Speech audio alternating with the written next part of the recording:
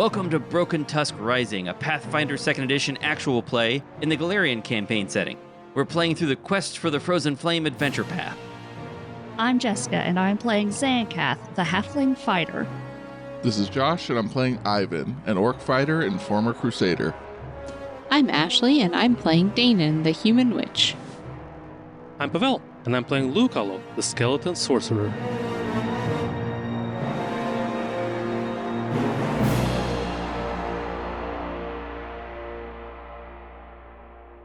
Last time on Broken Tusk Rising, the party defeated a bat demon, returned dead fishermen to their colleagues, and then accompanied the fishermen to the Brass Bowl, where Jakawa and Kotasi ushered them on their way to the afterlife. The heroes then headed back toward the Ashen Tower, where they thought the Broken Tusk following might be hiding out. On the way, they encountered Whippakoa's energetic sister, Paunawaku, and Dhannen raced her back to the Ashen Tower. Dhannen couldn't quite keep up with the hunter, but Paunawaku appreciated the effort.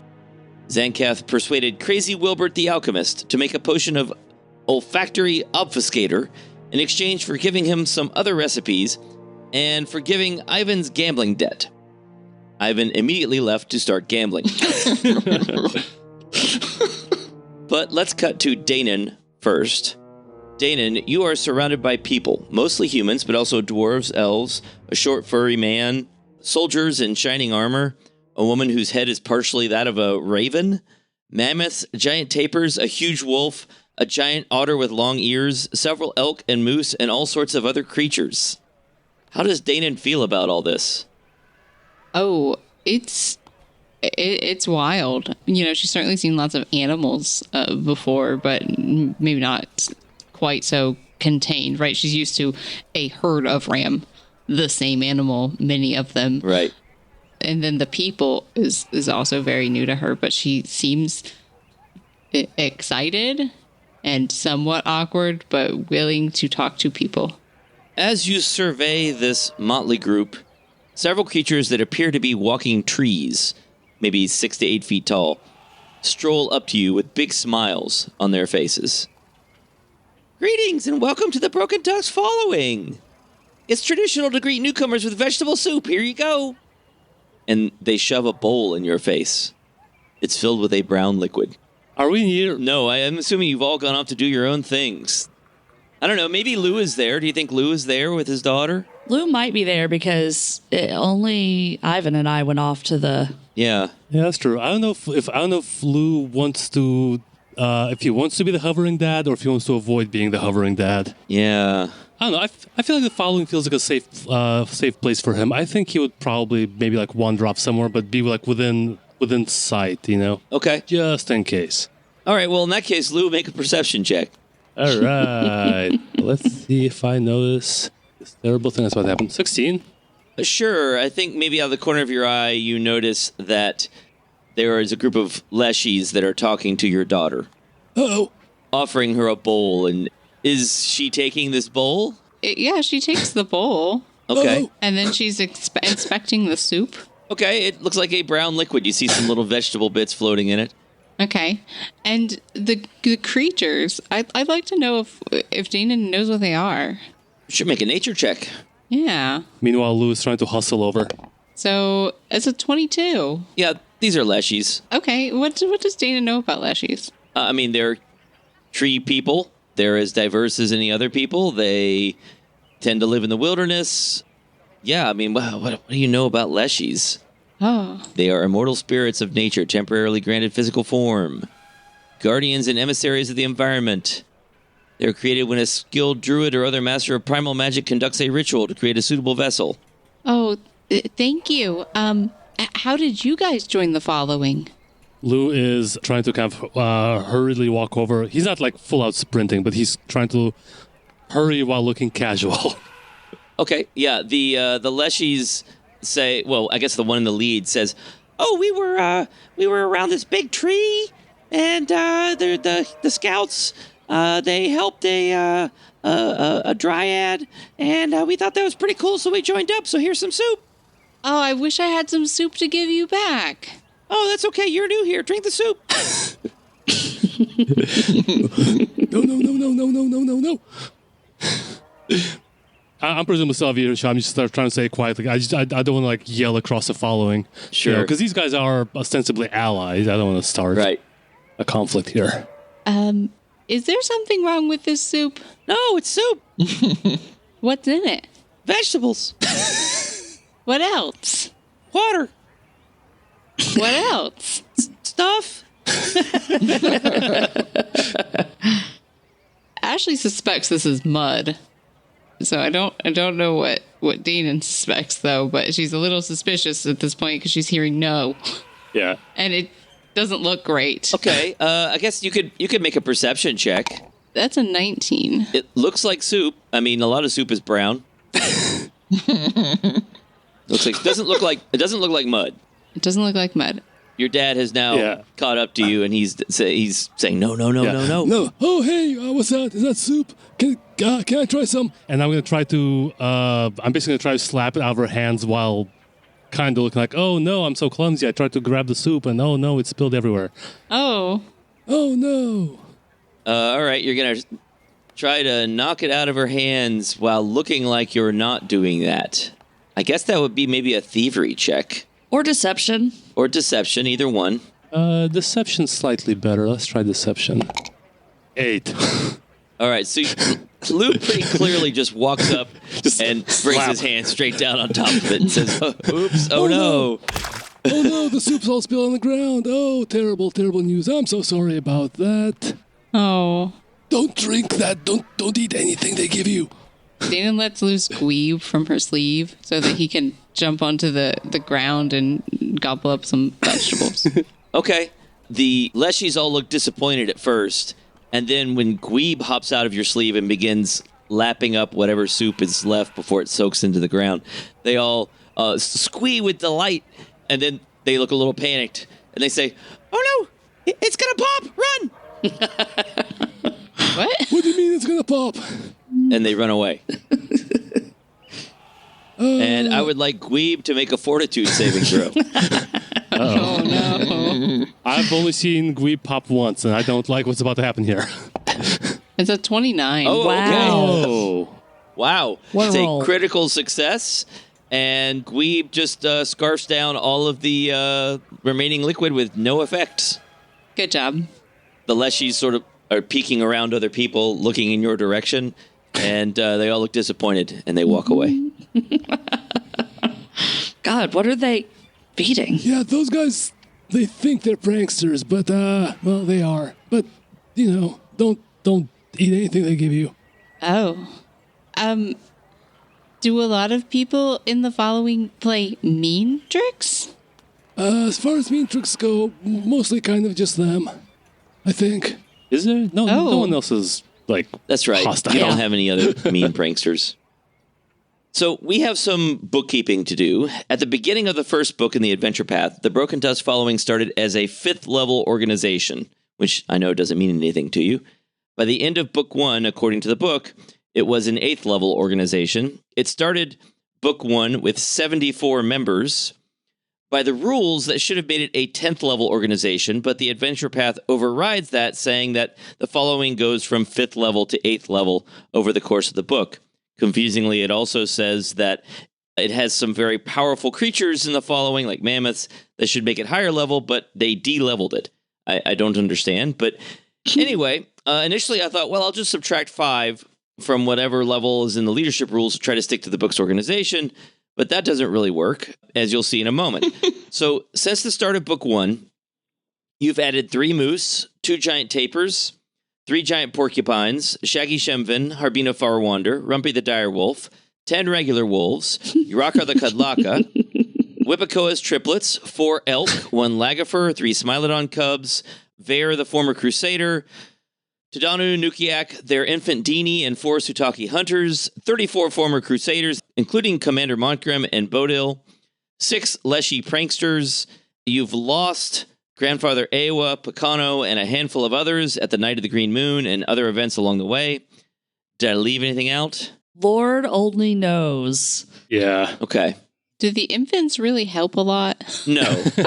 Also, we didn't really add the infants. Yeah. Right, sure. Yes, that's fair. It takes a village. Yeah. A traveling village. That means you have something like 148 members in the following. And by the rules, that would normally make the Broken Tusk following a level 12 organization. If I subtract 5 from that, that would bring it down to 7, but that would make it lower level than it was at the end of the last book. That doesn't make any sense. So in other words, the organization rules don't seem to be working properly. Furthermore, the rules don't seem to do anything important. Optionally, you can use one of your important followers, which the rules call lieutenants, to accompany the party. For example, Shaggy Shemvin or Vare could accompany you if you want. The problem is that if I do that, I'm also supposed to increase the difficulty, so keep that in mind. If you want to bring someone with you, you can, and it might mean more fun role-playing opportunities, but encounters will be adjusted. I think it makes more sense to look at the settlement rules instead, treating the following as a settlement. Settlements are places where you can buy equipment, but this adventure has very little monetary or magical treasure that you could use to buy things. So here's what I'm going to do instead. From time to time, when you visit the following, they will have found or created some useful magic items. Cool. You can spend money to get more if you want. We'll negotiate what is available off air. For now, here's what happens. Xankath, as you're walking through the large chamber, the cavern underneath the Ashen Tower, Crazy Wilbert finds you. As you're talking to Harbina Farwander, you found her and she wants to talk to you about mapping out the valley. He interrupts you, showing no sign of noticing that you were in the middle of a sentence. Sure. And says, "Yes, you little one. I have your olfactory obfuscator. Yes, take it. But also this. Yes, I made this for myself, but I have plenty. So, in thanks, I give you this. Throw it. Not now. You will have fun, yes. And these too. I have no room for them, now that I have made so many bombs." And he gives you a greater dread ampule Okay. and a moderate healing potion, Okay. which is 3d8 plus 10, and a greater healing potion, Ooh. 68 plus 20. He might actually need those because of all the bombs he's made. And with that, he says, "Yes, good. I have things I must burn. I have things I must do." And he retreats back toward that leather curtain in the corner of the cavern. Xankath's mouth is open as if she were about to say something, but he left no opening in which to say anything and then immediately left, so she just closes it and goes back to her conversation. Sure. Yeah. Lou, despite your best efforts, many people seem uncomfortable around you. The best thing to do is probably to just follow Dhannen around. She's still adjusting to seeing so many people, and she is obviously comfortable with you. At some point, however, you feel a tug on your sleeve, and a little girl, maybe 10 years old, is standing there looking up at you, smiling with a big gap in the middle of her teeth. And she says, "Hi, Mr. Skeleton Man, can I show you something?" Sure. And she walks over to a pen, dragging you by the sleeve. And in this pen, there are some giant porcupines resting. And she says, "These are our porcupines. The big one is the mom. What do you think?" Oh, they're very nice. Yes, they are very nice. The little ones are called porcupets. Did you know that? I did not know that. That's fun. Did you know they're herbivores? I think I did know that. And I've been bringing them food. They like to eat fruit, but they'll eat tree bark and leaves and grass and all sorts of stuff. What do you think of that? Okay, I don't know much about what to feed porcupines. My name is Emic. Hi, Emic. I'm Lou. You're Lou. Hi, Lou. Sometimes it's hard to find food for them because I'm not allowed to go so far, but, it's okay. Shaggy goes with me for protection sometimes. Do you know Shaggy? Does Lou know Shaggy? I think Shaggy predates Lou. Yeah. Lou would have met Shaggy at the following, but I don't think he's interacted with him. I know of him. We found some stuff in the woods on the way here. It has something to do with those neckymancers. Neckymancers. Yeah. That's cute. I thought you might want it since you're dead. I'm undead technically, but yeah, sure, I'll take a look. What'd you find? Are you undead or... Oh, wait. If you die again, are you re-dead? I don't know, and I don't want to find out. Okay. She hands you a small sack. All right, I will take the sack, Thank you. and I'll open it up and take a look at what's inside. While you start to look inside, she says, "Porcupines don't socialize much with each other when they grow up, so I guess the babies might wander off after a while. Or maybe they'll stay with us. I like them, but I can't really pet them. Maybe you could pet them. Pet the porcupines, Mr. Skeleton Man. Pet the porcupines." Okay, I'm gonna I'm gonna You know what? I'm gonna. I have a fun feature I never ever get to use. I'm gonna use my well-armed feature and take off one arm with a flourish to impress a small child, and reach in with it and try to pet one of the porcupets. Okay. You reach in and you gently, carefully pet one of the porcupets. Yeah. With the grain. Yes. And it sort of rolls over, appears to enjoy it. And she says, yay, pet the porcupets. Oh, their bellies are soft. I give it a little belly rub. All right, I'm going to go talk to the Elks now. Okay. Thank you. Bye, dead man. Undead man. Undead man. Bye, undead man. Thank you. And she walks off. In the sack, you find a moderate oil of unlife. Ooh, that's good. And a wand of worms repast. A wand of worms repast. How do you spell that? WORM''S space REPAST. Worms repast. Does Lou know what this is? That is a second level necromancy spell. This sounds awesome. Yeah. This feels like something Klip-Klop would have learned. He would have like worm vomit or something. Yeah. I mean, it also sounds like something Dhannen would have, too. So I'll read Worms Repast to you. Gnawing worms materialize within the flesh of the target creature, dealing 4d6 piercing damage and 1d6 persistent piercing damage. It's good damage. If the target is a non-skeletal corporeal undead creature, you deal an extra 2d6 persistent piercing damage. The target must attempt a fortitude save. So this is fill someone with maggot spell. Yeah. Yes. Yeah, that's this right. is great. I mean, it's horrifying, but it's great. So into it. Critical success, no effect. Success, target takes initial damage but no persistent damage. Failure, the target takes full initial damage and persistent damage, and it is off guard due to the pain for as long as it takes persistent damage. Ooh. And then critical failure, it takes double the initial damage and is also slowed 1. Nice. Hey, while we are with the following, I'm going to get some arrows. I assume I good can idea. just get some arrows. Yes, you can get some. Cool. That's fine. Ivan. Yes. Oh, now that we're at Ivan, I want to share Ivan's new art. Ooh. Look at me, so handsome. So handsome. Ivan fits in with us now. Thanks, Sean. I noticed that our little icon on the map is full again. So That's right. Yeah. It's been updated. Your map icon has been updated. Now that we have art for everybody, and we have Ivan art, and there he is with his one broken tusk off. I have broken Tusk. very bald. Very bald. Very bald, and his Little shiny stubble. armor. If you mention my lack of eyebrows, I will kill you, so don't. We look like a really mixed bunch. Yeah, we do. Yeah. Imagine that, an adventuring party that is weirdly diverse. So, Ivan, you seek out an opportunity for gambling. The cavern is filled with animals and people busy with their daily tasks, so you climb the ladder to the second level, and in the room where you fought the skeletal hand swarm, you see Commander Montgrim at one of the tables. He's sitting with some of his lieutenants, Moro the half-orc, Nufri the catfolk, and Timony the gnome. Montgrim sees you and waves you over. Ivan, welcome back. I hear you've been busy. You, He waves around a stack of thin wooden cards to show you that they're gambling. Of course, the camp's paper cards fell apart years ago. Timony is excited to see you. We are about to start a new hand of Golem. You want to join in? I could really use that Aeon stone circling your head. oh yes, I am so down with these. Let us do it. All right, well, you have an option here. You can just play a hand and stop, and I'll say that you win a lesser healing potion and we'll call it quits. Alternatively, you can roll a will save to have a chance at a more powerful item, or you can roll a reflex save and try to cheat and get something really powerful. But if you fail, you're caught and there will be consequences. And you can use a hero point if you want. Oh yes. I don't think Ivan's a cheater. So we'll do the will save option. Okay? Because if there's anything I know about people who gamble and have a problem, is that they can't stop. Okay. Well, I cannot stop with a light healing potion. Come on. I am rolling wisdom. And my roll is a 15.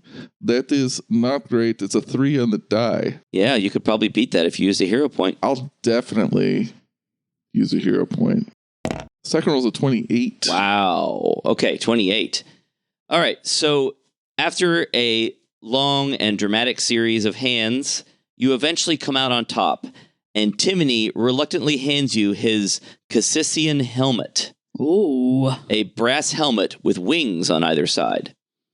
Take good care of it, please. It's seen me through a lot of danger. You might want to look up a Cassissian helmet, or I'll look it up. I almost feel bad taking this from you, but it is your fault you have a gambling problem after all. A small feathered wing is attached to either side of this ornate brass helmet. A visor on the front lowers to cover your face. While wearing the Cassissian helmet, you gain a +1 status bonus to armor class and saves against unholy creatures and effects. You can use 2 actions to activate it, once per hour. It has the concentrate and manipulate traits. If you lower the visor, you can send out eye beams that deal your choice of 2d6 cold or fire damage. What? Cool. There's a DC 20 basic reflex save to all creatures in a 15-foot line. Wow. Dude, I'm Cyclops? That's sweet. Yes, exactly. This is awesome. He accidentally opens it, probably like in the bathroom or something. Don't go in there. It wasn't me. Whoa, that's really cool. Okay. I am once again rewarded for my amazing gambling ability. Let's see. So next, Dhannen, you've recovered from your encounter with the Leshies. Fortunately, they weren't able to sicken you, although Gweeb looks a little greener than usual later in the day. And eventually, Nakta, the half-orc healer, comes by to meet you. She introduces herself. She takes note of your frog's condition. And, she sort of checks to make sure your frog's okay, but seems like Gweeb's going to be okay. And she says, I hear that you're the daughter of that skeleton. How does that work exactly? Well,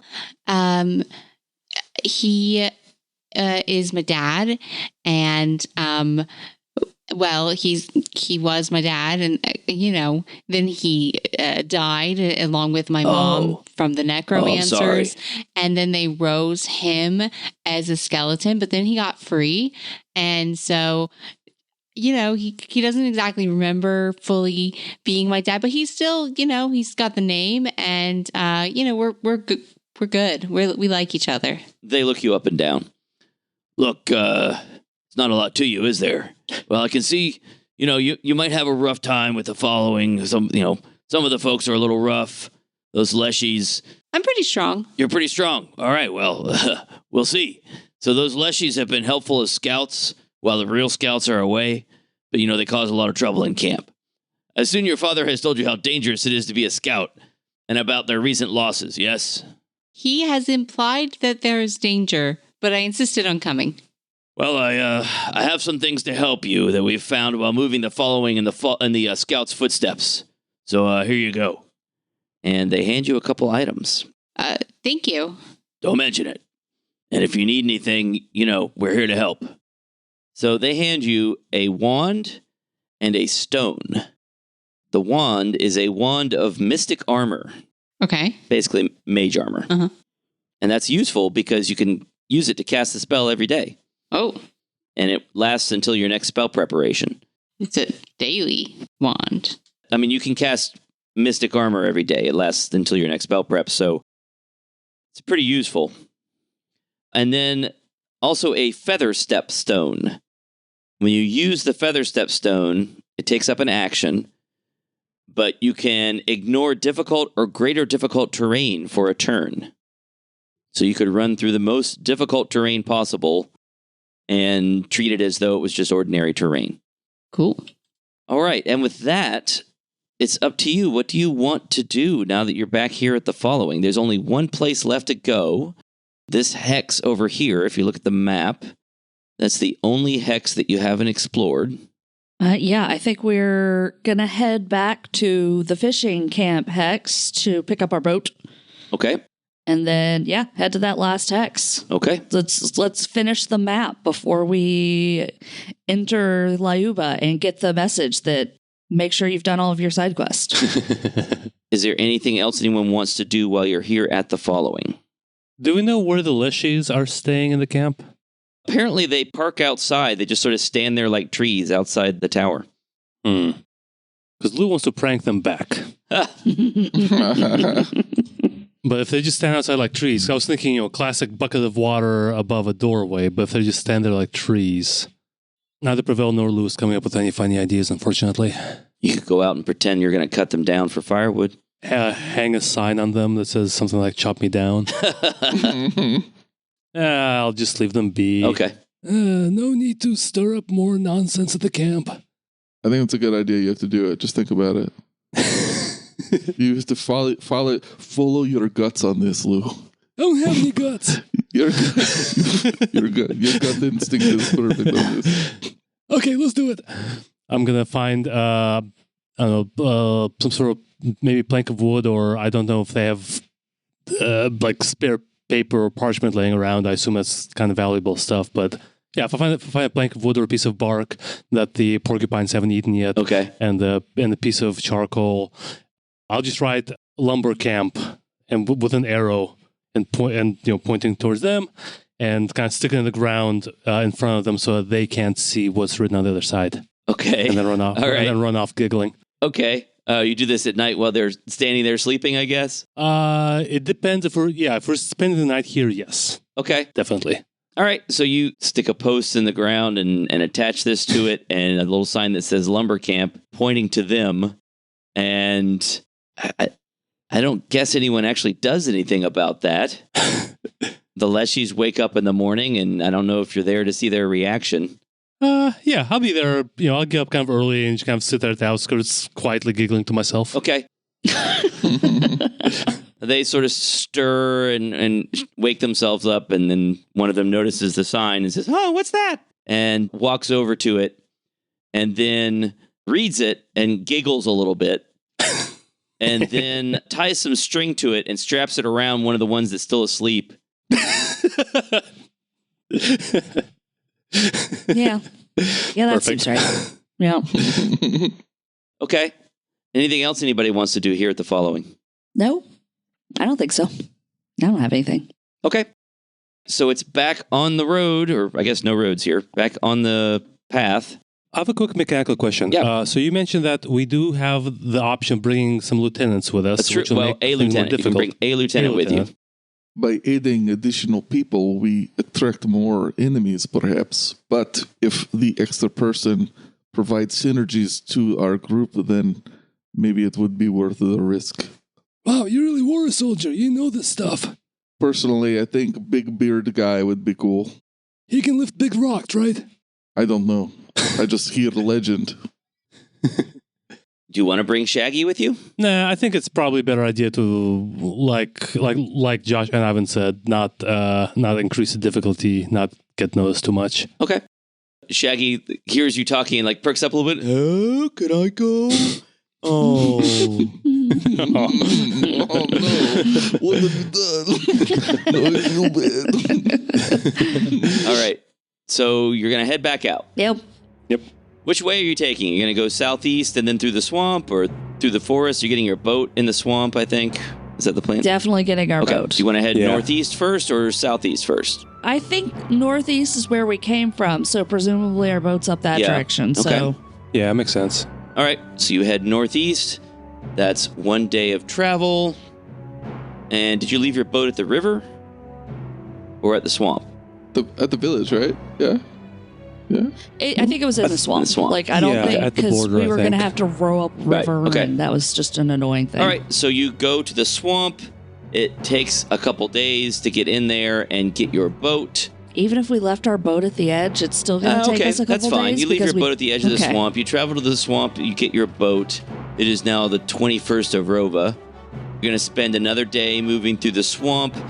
So you travel to the northeast, to this northeastern hex, and it's going to take you a day to get in there and a day to reconnoiter. Mm-hmm. First thing, I need a nature or perception check from anybody. Make it a secret check. Okay. So as you're pushing your way through the swamp in this boat, Lou loses his balance and falls in. Oh no. Oh. And it takes a while to extract him from the mud. So you lose a little bit of time. Nobody else sees anything except for Xankath. Xankath, you're passing a mound of soil as you realize that there's some kind of structure on it. And do you want to stop and investigate it? Yes. Okay. All right, so you climb out of the boat and onto this mound, and there is what looks like, well, I'll let you roll a crafting check, Xankath. 30. Wow. Oh, okay, nice. wow. Yeah, this was a stone building. It looks like it was destroyed about a decade ago and overtaken by swamp growth. It's so heavily covered with plants and things that if you wanted to investigate further, you'll probably need to spend some time here basically excavating it. Yeah, probably not. I don't. Okay. I mean, unless I see something that makes it seem like it'll be worth it, I'm not going to waste the time. Okay. All right, so you resume traveling through the swamp, and then after exploring the hex for that day, in the evening, you spot a patch of dry land rising above the swamp, and a group of Sutaki are milling around on top of this mound. They're setting up a camp there. What do you do? Have they seen us yet? They don't seem to have spotted you yet. Don't you have a telescope? Yes, I do. Yes, I do. Want to give me a perception or check or something with that? I would love to. Okay. So Xankath stops the boat and spends some time looking through her telescope at these people on top of this mound. There are 31 people up there. Well, that's way more than I was picturing. Yep. Most of them are between the ages of 13 and 16. Oh. You know, they're like teenagers. Maybe a little younger, maybe a little older, but somewhere in that age range. And they're all setting up this camp. They're setting up tents. They're setting up bedrolls. They're tending to a fire. Some of them are sharpening some spears. Some of them are making arrows. They're all doing different things. Oh, we should be saying hi. And there's an older man who sort of walks around the camp with a cane. And when he sees someone doing something that he apparently doesn't like, he sort of slaps them with the cane. Yikes. And then he's followed around by a woman who's a little bit younger than him. You know, sort of, he's probably in his 50s. She's probably in her 30s. She's following him around and giving instructions, maybe in a gentler manner, to some of these teenagers. There is nothing scarier than a large group of young teens. They see directly to your largest insecurity and will point it out in the most painful way possible. I don't know. They seem nice to me. I'm going to put down my visor so they can't see I don't have eyebrows. Let's approach with caution. There's a beam of colder fire to immediately shoot out. Just kills myself. Die, teenagers.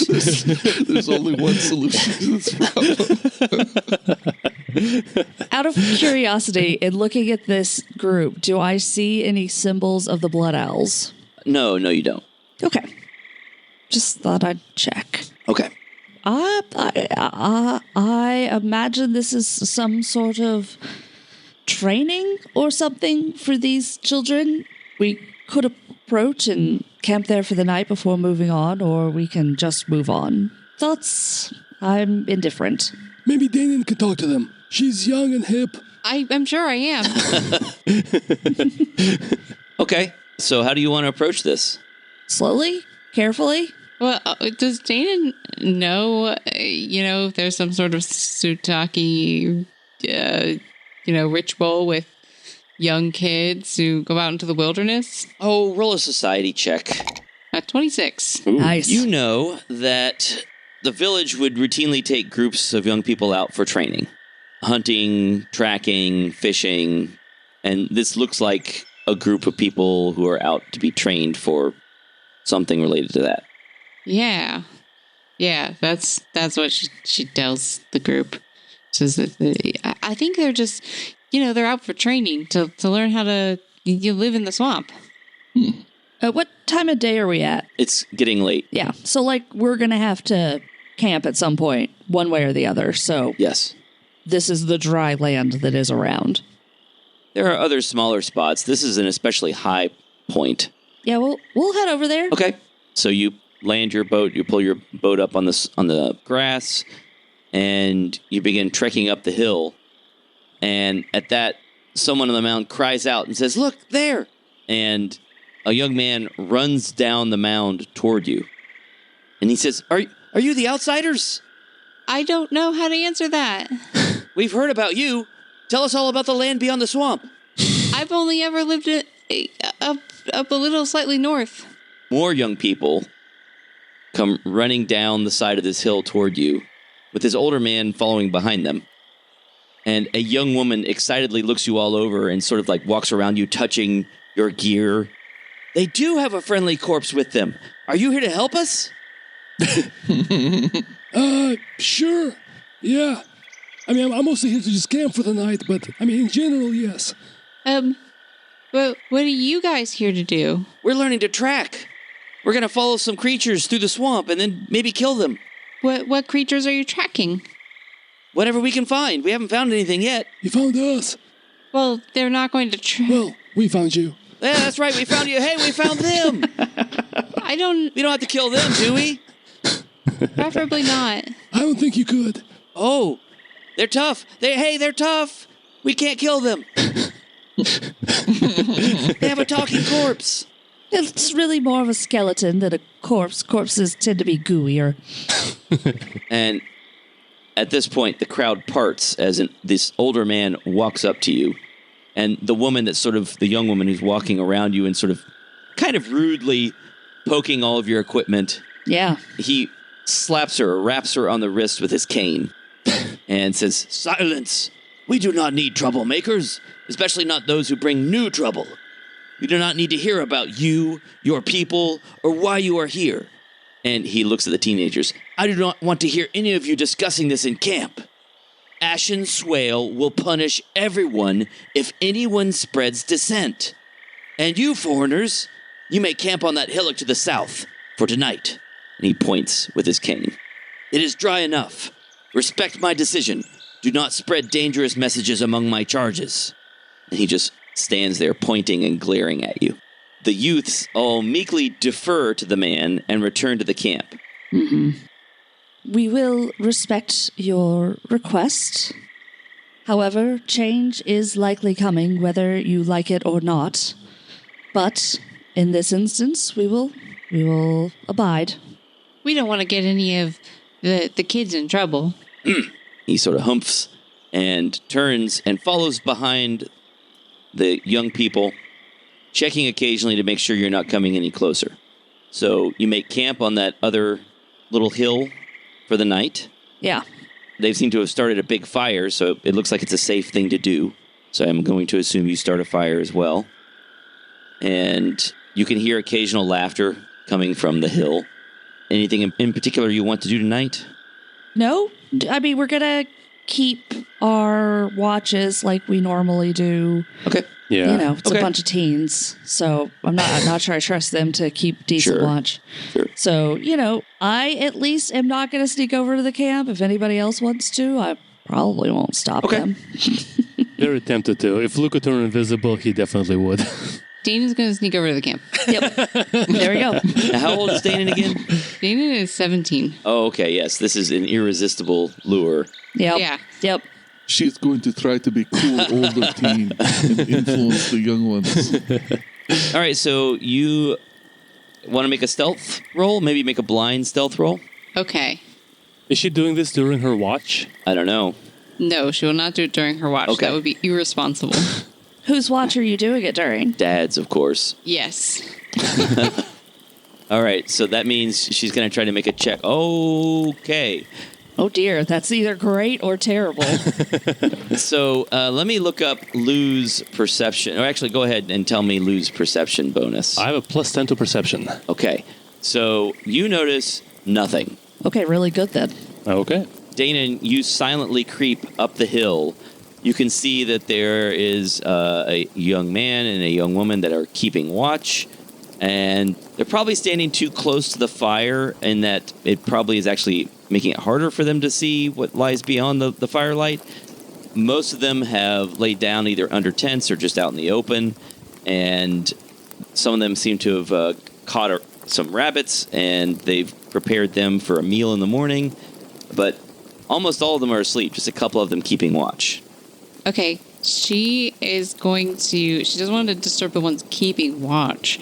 So she's going to go talk to the people who are, preparing the rabbits.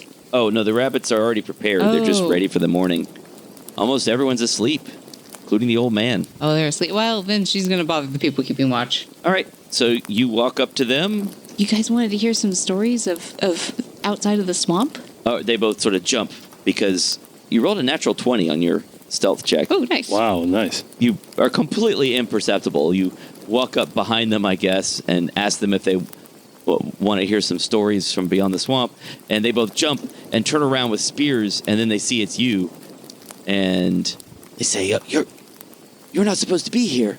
Well, I mean, sure, but the old man's asleep now, right? Yes, Gavaga is asleep. Gavaga, he doesn't seem super nice. No, but he's just trying to take care of us. Yeah. But I thought I could tell you some stories, and you don't have to, save them in front of Ashen's whale. Okay, yeah. And they both sort of lead you out to the edge of the camp, where you won't make as much sound that would bother people who are sleeping. Yeah, tell us about what's out beyond the swamp. Are there monsters? We've heard there are demons. Oh, yes. Yes, there are demons. I've heard of the demons. There's a lot of demons, but my friends have defeated a lot of the demons too. Wow. Okay, tell us more. Dhannen tells them about her house and her ram, and tells them about her mom. How much do you tell them about your mother? She tells them a lot about her mother. Okay. Yeah, she tells them that her mom used to live in Leuba, and that she was killed by Ashen's whale, and that she rides around on a elk, and that she has her head back now. Okay. Yeah. All right, there. And she has her head back now. This is a very cool story to Dhannen. It is a very cool story. I mean, I'm pretty sure it's really cool to these kids as well, so. Yeah. Yeah, they do think it's very cool.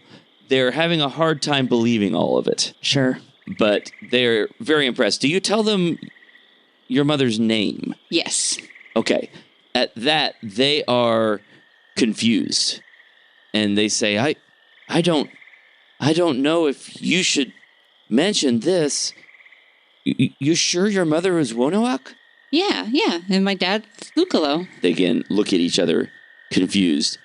Wonoak is Gavaga's sister. Oh. Oh, that's my uncle? I guess so. He's going to be real mad if he finds out that she's dead. Does he like her? Well, yeah. Have I ever heard of Uncle Gavagok? I don't know that maybe your mother mentioned that she had a brother, but she probably hasn't talked about him much. If she did, it's been a long time, and she's been dead a while. Do you think he'd be mad if I told him? Oh, he'll be mad. Not mad at you, but he'll be mad. Better wait until the morning, though. I wouldn't wake him up and tell him now. Okay, yeah, that might be a good idea. How do I tell him I found out? You know what? I'll tell him I remember his name from Mom. Okay, that's smart. That way you guys aren't responsible. Thank you. Yes, please don't get us in trouble. Yeah, I don't want to get anyone in trouble. That cane hurts. Yeah. Yeah, Mom did not discipline physically, but that was probably because of Dad. Okay, well, is it true that you're going to kill Ashen's whale? Well, I can't really tell you the fate of the future, but I would really like to do that. They look at each other, just incredulous and excited. We won't tell anyone, right? And they both look at each other and nod. Yes, yeah, we won't tell anyone. They're going to tell everyone. Mm-hmm. Well, as long as you don't tell Ashen's whale, I guess. Oh, we'll be quiet. Yeah. Yeah, we will. Yeah, we'll just talk about it with each other. What are your guys' names? Their names are Gron and Ursa. Nice. Gron and Ursa, it's been really nice to meet you.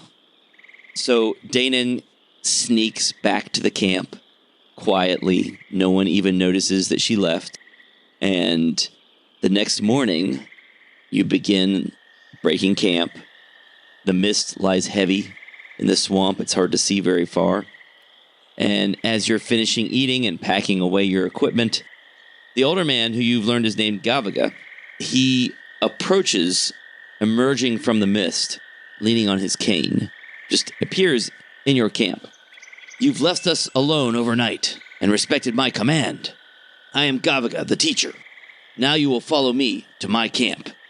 And he points with his cane to the hill to the north. Come. Okay. Xankath kind of rolls her eyes when he turns away, but like, don't do this, Yes. but now do that. Like, it's just, annoying. Yeah.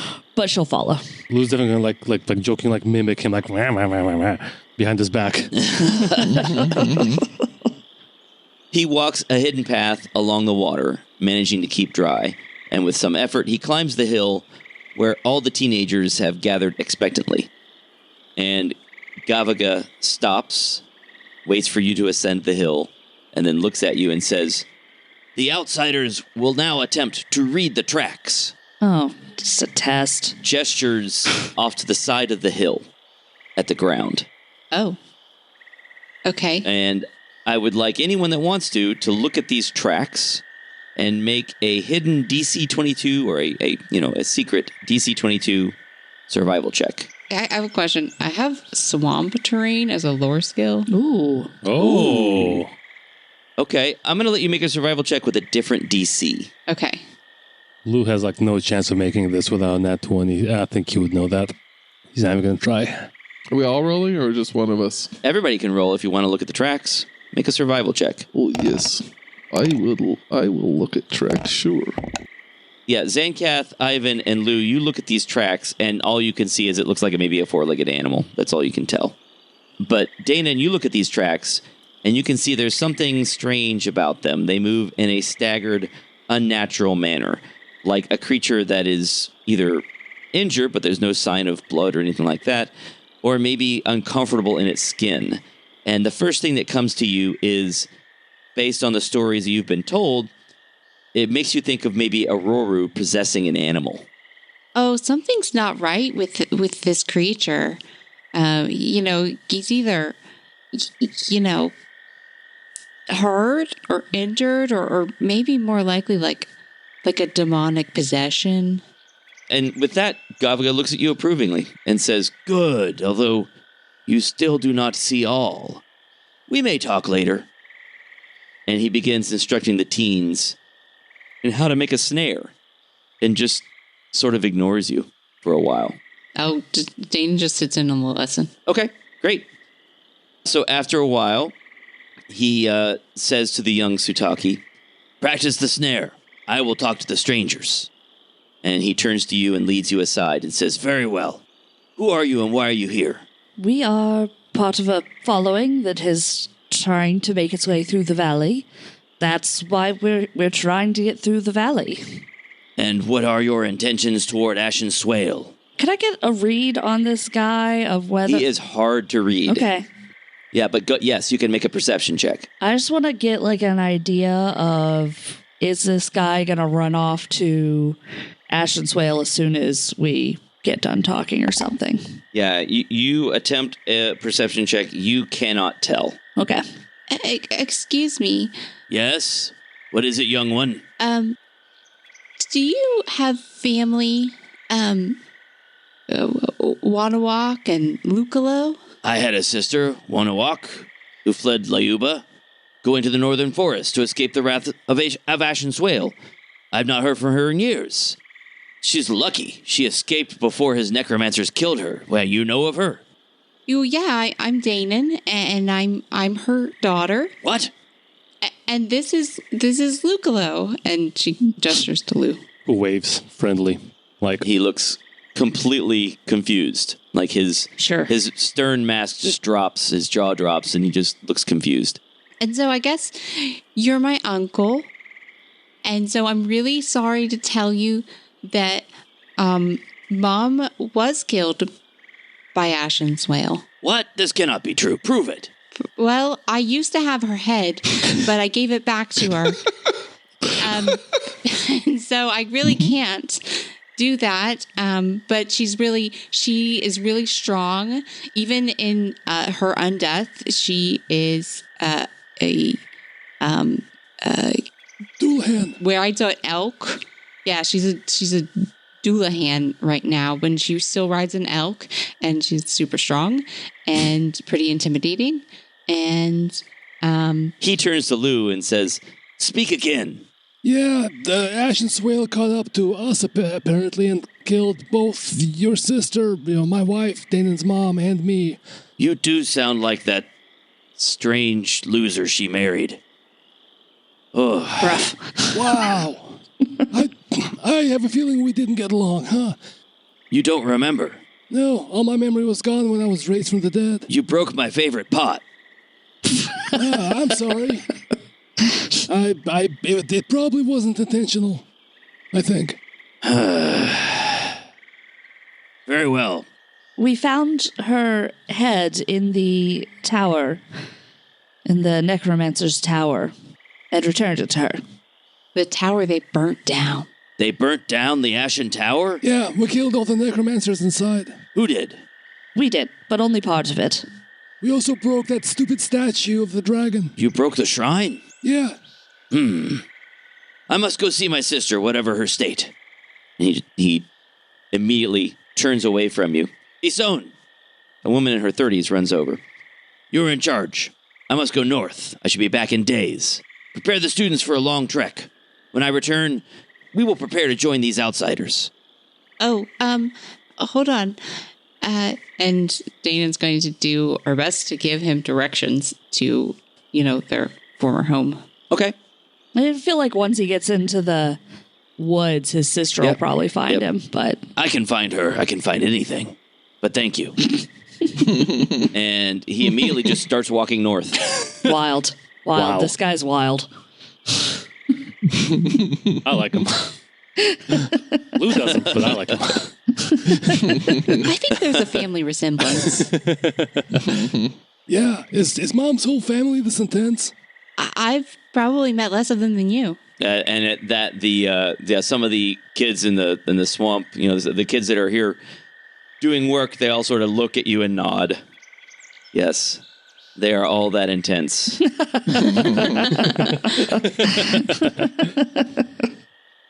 With that, you have cleared the last hex.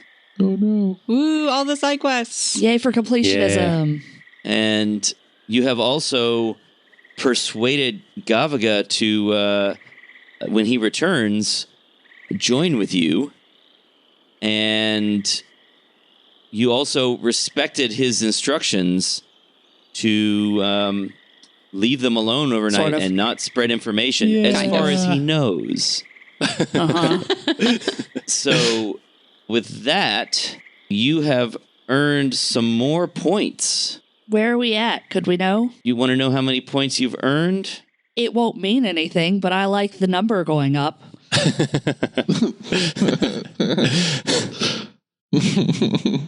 I don't know what we need, so the number doesn't matter, but number go up. Number go up, number go good. You have 27 reputation points. Ooh. Oh, yeah. Okay. Don't know the rank. Nope. Sounds bad. You told us at 15 we needed a bunch more, so I don't know what your definition of a bunch is. And but I'm not going to tell you. We almost doubled it. Yeah, I It mean, is. that's It's certainly almost more. double. it is So, more. I feel like the total was probably 50, so we are probably feeling pretty good. Maybe it's 30 and we are doing amazing. I don't know. Maybe we should go deal with that meat golem we left behind. Yeah, Yes. that one felt very complicated about what to do there. Uh-huh. Yes. I think it's probably good that we didn't bring a bunch of harm to the people in the village. Sure. So Yeah. that means that next time you'll be entering Layuba, Mm-hmm. the village at the exit to the valley. And at the end of that village is Venexis's palace. And I guess we'll find out what Layuba is like in 2 weeks. Thanks for listening to Tales of Bob. You can help the podcast by giving us a 5-star review on Apple Podcasts or Spotify, by following us on most socials at The House of Bob, or by chatting with us on Discord. And most of all, by supporting us on Patreon. That's at patreon.com/thehouseofbob. The show is possible due to all our patrons who get exclusive one-shots, campaigns, and other cool stuff. You can also listen to the House of Bob podcast, which unlike Tales of Bob is not clean, but is a lot of fun, with campaigns in different systems such as D&D, Pathfinder, Frontier Scum, Triangle Agency, and more. Art and music for this episode are by Mike, and audio production is by Jessica. Thanks again for listening, and roll on. I assume your father has told you how dangerous it is to be a scamp. Excuse me, to be a scamp, wrong word. I assume, hold on, typo. I assume your father has told you, you've left stuff, I can't talk today, I don't know what my problem is. But stay on the bed. Okay. Or in my lap, either way. You speak to your frog friend like he is dog. It's very strange. Yeah. Well, We'll find out what Loyuba is like in 2 weeks. probably be like a quick episode, just one and done. Yeah, Yep. no big deal. We just walk right through and find the exit. I'm sure no one will oppose you. No, it'll be chill. Us and our army of children.